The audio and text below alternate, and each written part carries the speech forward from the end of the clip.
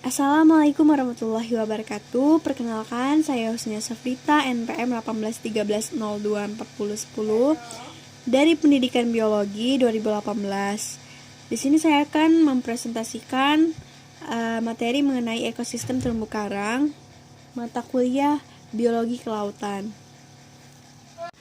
Poin yang pertama yang akan dibahas yaitu mengenai karakteristik ekosistem terumbu karang. Jadi, terumbu karang adalah sekumpulan organisme dengan dominansi karang yang bersimbiosis membentuk ekosistem di kedalaman laut yang terkena sinar matahari. Nah, ekosistem terumbu karang adalah contoh ekosistem alami yang sangat sensitif, hingga hanya dapat bertahan di laut-laut yang memenuhi syarat. Pertumbuhan terumbu karang sangat lambat, namun sangat mudah mati. Nah, adapun faktor yang mempengaruhi pertumbuhan terumbu karang, yakni temperatur tinggi, kadar garam yang tinggi, cahaya dan kedalaman, kecerahan, gelombang, arus, sedimen, dan substrat. Lalu, poin selanjutnya adalah jenis terumbu karang. Nah, pada jenis terumbu karang, itu merupakan sebuah ekosistem yang dibangun utamanya oleh biota penghasil kapur, terutama karang bersama biota lain yang hidup di dasar dan di kolam air. Adanya proses pelekatan biota-biota karang ke substrat dasar perairan, pembentukan kerangka kapur, segmentasi, degradasi, erosi, dan akresi yang terjadi secara berulang-ulang dalam jangka waktu yang panjang, maka terbentuklah terumbu karang sebagai habitat yang stabil. Berdasarkan tahapan proses pembentukan lokasi, proses geologi, dan adanya perubahan permukaan air laut, terumbu karang ini dapat dibagi menjadi beberapa tipe, yaitu atol yang merupakan terumbu karang yang berkembang di pulau vulkanik di mana terumbu karang itu tumbuh dan berkembang dari tepi pulau. Lalu yang kedua ada fringing reef, adalah terumbu karang yang terbentuk di tepi-tepi pulau atau benua. Dan tipe yang terakhir yaitu patch reef atau gosong karang, adalah terumbu karang yang tumbuh di paparan benua atau pulau dan dalam proses pembentukannya belum mencapai permukaan air laut. Nah, menurut Ongkosongo tahun 1988 terdapat 6 bentuk pertumbuhan karang batu, yakni tipe bercabang, branching, tipe padat, massive, tipe kerak, encrusting, tipe meja, tabulate, tipe daun, foliose, dan tipe jamur, mushroom. Nah, adapun sesuai dengan fungsinya dalam bangunan karang, hermatipik, ahermatipik, dan kepemilikannya atas alga simbion, simbiotik, asimbiotik, karang dapat dibagi lagi menjadi beberapa kelompok. Yang pertama, hermatip simbion, yaitu kelompok yang meliputi sebagian besar karang Sclerostinia, pembangun terumbu. Lalu yang kedua ada hermatip asimbion, yakni karang-karang yang tumbuh lambat yang dapat membangun skeleton kapur masif tanpa pertolongan zooxanthellae, di mana mereka dapat hidup pada lingkungan gelap dalam gua, terowongan, dan bagian yang dalam dari continental slope. Yang ketiga ada ahermatip simbion. Di antara Sclerotinia ada yang termasuk dalam kelompok fungi kecil ini seperti Heteropsamia dan Diaceris. Yang keempat ada ahermatipe asimbion. Nah, pada kelompok ini ada beberapa spesies Sclerotinia dari genera Dendrophylla dan Tubastrea yang memiliki polip kecil, termasuk juga Hesacoral dari ordo Antipataria dan Corallimorpharia dan asimbiotik Octocoral. Nah, tipe yang terakhir ini dikelompokkan berdasarkan letak habitatnya, yakni terbagi menjadi atas 3. Yang pertama terumbu karang tepi, dikenal juga dengan nama karang penerus Fringing Reef, jenis terumbu karang yang memiliki struktur paling sederhana yang ditemukan. Lalu yang kedua, terumbu karang penghalang yang memiliki bentuk menyerupai terumbu karang tepi.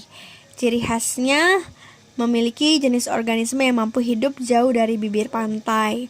Lalu yang ketiga, terumbu karang cincin yang memiliki bentuk khas seperti cincin. Lalu ada poin yang ketiga, interaksi biota ekosistem terumbu karang. Terbagi menjadi dua, interaksi yang pertama bersifat sederhana, yang kedua bersifat kompleks. Pada interaksi yang bersifat sederhana, yakni melibatkan dua jenis biota dari spesies yang sama atau berbeda. Interaksi sederhana di ekosistem terumbu karang merupakan interaksi yang hanya melibatkan dua jenis biota dari spesies yang sama ataupun berbeda. Lalu ada interaksi yang bersifat kompleks. Disebut bersifat kompleks karena melibatkan biota dari berbagai spesies dan tingkat trofik. Mekanisme lain untuk mengkaji interaksi antar biota yang hidup di ekosistem terumbu karang adalah melalui jejaring makanan. Dibandingkan interaksi antar biota yang ada dalam persaingan, predasi, simbiosis mutualisme, dan simbiosis komensalisme, maka interaksi yang terjadi di dalam sistem jejaring makanan di ekosistem terumbu karang merupakan interaksi yang kompleks. Adapun bentuk adaptasi biota ekosistem terumbu karang. Jadi, makhluk hidup di sekitar terumbu karang itu telah beradaptasi untuk hidup bersama. Hubungan simbiosis adalah adaptasi dari berbagai spesies yang hidup di sekitar terumbu karang secara berdampingan dan saling memberi manfaat satu sama lain. Terumbu karang juga dijadikan sebagai tempat untuk mencari makan dari berbagai jenis ikan dan makhluk laut lainnya dikarenakan daerah sekitar terumbu karang yang baik itu sangat subur. Terumbu karang juga dijadikan tempat berlindung bagi ikan-ikan kecil dari ikan-ikan pemangsa yang lebih besar. Selain itu pula, ada hewan yang tidak mengalami adaptasi disebut maladaptasi. Seperti contoh pada terumbu karang akan mengalami proses bleaching. Lalu, poin yang kelima, teknik transplanasi terumbu karang. Jadi, terdapat menjadi 4 bagian. Yang pertama, transplant tidak dikaitkan pada substrat. Cara ini biasanya dilakukan untuk perbaikan karang akibat kerusakan alami seperti badai dan serangan hewan laut. Yang kedua, transplant ditanam pada lubang terumbu, yaitu menempelkan bagian karang sekitar 10 cm pada lubang terumbu karang, kemudian mengikatnya yang pada tempat pemulihan. Yang ketiga, transplant diikat pada substrat semen. Ini adalah cara yang paling sering dilakukan meski sangat menguras tenaga. Yang keempat, transplant diikat dengan kabel merupakan cara yang dilakukan dengan mengikat transplant dengan kabel pada struktur atau substrat buatan. Lalu ada poin ke-6 tentang metode pemetaan terumbu karang. Jadi metode pemetaan terumbu karang ini mencakup 4. Yang pertama, metode transek garis yang digunakan untuk menggambarkan struktur komunitas karang dengan melihat tutupan karang hidup, karang mati, bentuk substrat, alga, dan keberadaan biota lain. Lalu yang kedua ada metode transek kuadrat, digunakan untuk memantau komunitas makrobentos di suatu perairan. Yang ketiga ada metode Mantatau, yang bertujuan untuk mengamati perubahan secara menyeluruh pada komunitas bentik yang ada pada terumbu karang, termasuk kondisi terumbu karang tersebut. Lalu yang terakhir ada metode transek sabut atau belt transek, yang digunakan untuk menggambarkan kondisi populasi suatu jenis karang yang mempunyai ukuran relatif beragam atau mempunyai ukuran maksimum tertentunya, misalnya karang dari genus Fungia. Metode ini juga biasanya digunakan untuk mengetahui keberadaan karang hias, jumlah koloni, diameter terbesar, atau jumlah jenis di suatu daerah terumbu karang. Oke, baiklah, mungkin itu saja yang dapat saya sampaikan. Apabila terdapat banyak kesalahan kata-kata, mohon maafkan. Saya akhiri. Wassalamualaikum warahmatullahi wabarakatuh.